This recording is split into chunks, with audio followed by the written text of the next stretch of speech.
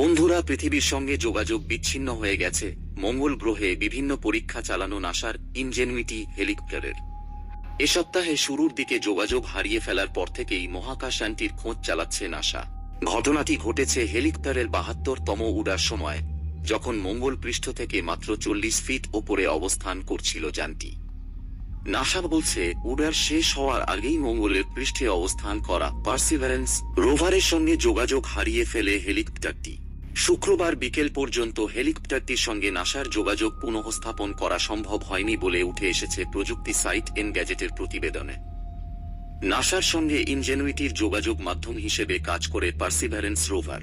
নাসার তথ্য অনুসারে হেলিকপ্টারটি পরিকল্পনা মতো উপরে উঠতে পারলেও নেমে আসার সময় যোগাযোগ বন্ধ করে দেয়। ইনজেনুইটির দল তাদের হাতে থাকা বিভিন্ন তথ্য বিশ্লেষণের পাশাপাশি এর সঙ্গে আবারও যোগাযোগ প্রতিষ্ঠার সম্ভাব্য পদক্ষেপগুলোও বিবেচনা করছে। শুক্রবার দেওয়া আপডেটে বলেছে নাসা, এর আগে নির্ধারিত সময় শেষ হওয়ার আগেই একটি উড়ার সম্পূর্ণ করেছিল ইনজেনুইটি।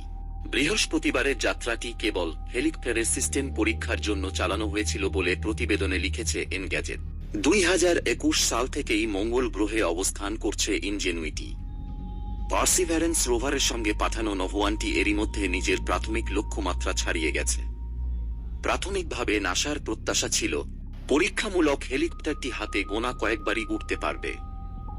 ২০ বারের বেশি সফল উড্ডয়ন চালানোর লক্ষ্যমাত্রা অর্জন করে মহাকাশযানটি ২০২২ সালে নাসা মিশনের সময়সীমা বাড়ানোর পর আরও ডজনখানেক ফ্লাইট সফলভাবে শেষ করেছে এটি। আর ইনজেনুইটি প্রথম মহাকাশযান যেটি মঙ্গল পৃষ্ঠ থেকে আকাশে উড়েছে।